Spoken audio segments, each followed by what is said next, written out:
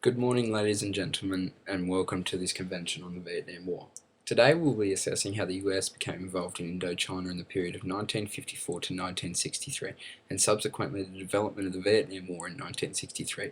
This period of time is considered definitive in the escalation of American influence and therefore the instigation of war. The US involvement can be seen as being established by certain events which consist of the end of the First Indochina War or the Franco-Vietnamese War and the Geneva Accords in 1954, and the escalation of American influence instigated by the Truman Doctrine and John F. Kennedy's influence. These points will be explained and developed throughout this presentation. At the conclusion of the First Indochina War, peace agreements were devised during battles such as Dien Bien Phu in 1954. The First Indochina War ended with problems such as the communist and democracy battle fought within the nation of Vietnam. The Geneva Accords in 1954 devised guidelines for the newly independent Vietnam. These guidelines consisted of the banning of any foreign troops or any military personnel, including arms and munitions. The Vietnamese people were allowed to indulge in the freedoms of a democratic state. France would respect Indochina's newly found independence. The country of Vietnam was to be separated at the 17th parallel, the Communist North and the Democratic South.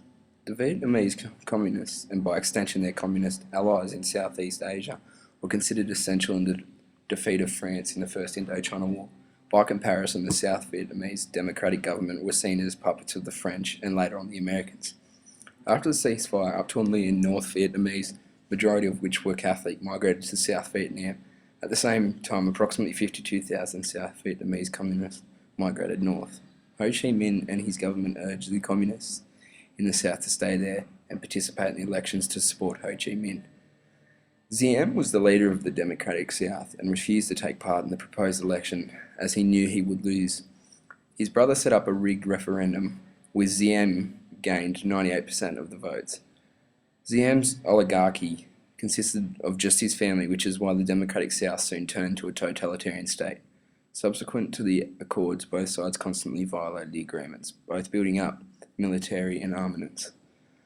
As the Diem regime continued to manipulate every aspect of the South Vietnamese people's lives, guerrilla activity intensified, as did the influence of US military advisors and the development of the Army of the Republic of Vietnam. Therefore, the end of the First Indochina War and the Geneva Accords, whether followed or violated, had a significant influence on the escalation of American influence in Vietnam. Ladies and gentlemen, another factor that led to an increased American influence during the period of 1954 to 1963 was a foreign policy known as the Truman Doctrine and President John F. Kennedy's influence. Devised by Harry S. Truman on the 12th of March, 1947, he announced a new foreign policy against communism to the Congress, which later became known as the Truman Doctrine. The main phrase he stated to reinforce his argument, and by extension his policy, was free peoples who are resisting attempted subjugation by armed minorities or by outside pressures. During his announcement to Congress, he also requested American military support to Greece in support of their fight against communism. This doctrine shaped USA's foreign policy during the Cold War due to the fact it addressed both the domino theory and it enabled the US economic power to protect unstable territories against the communism. The concept behind the Truman Doctrine was that once a nation was occupied by communism, smaller countries around it would also fall to communism. This was a major Cold War idea, and the USA feared would occur in Indochina. The campaign began with President John F. Kennedy in 1961, when Kennedy decided that the US should finance the South Vietnamese military expansion, pay any price, bear any burden, meet any hardship, support any friend, to assure the survival and success of liberty. When Kennedy came to power, the Vietnam issue was rising. He had to act, but try to avoid direct military actions, as suggested by David Kaiser. Kennedy took office with the intention of changing both the style and direction of many of Eisenhower's foreign policies. However, Kennedy agreed and built on the platform of his predecessors, President Eisenhower's idea that America should support the South Vietnamese and, by extension, Diem's government. And to do this, he sent around 1,000 US military advisors to support the ARVN. These decisions violated the 1954 Geneva Accords, but as the US did not sign any agreement, they believed they did not have to oblige by the agreements.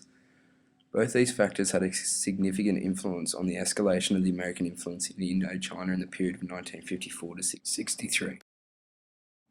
Ladies and gentlemen, the significant escalation of American influence in Indochina during the period of 1954 to 1963 was instigated by both internal and external factors, which consisted of the end of the First Indochina War, the Geneva Accords in 1954, the Truman Doctrine, and President Kennedy's influence. These factors not only led to an increase in American influence, but also the Vietnam War. Thank you, ladies and gentlemen, for attending this presentation. I hope you've prospered from this address.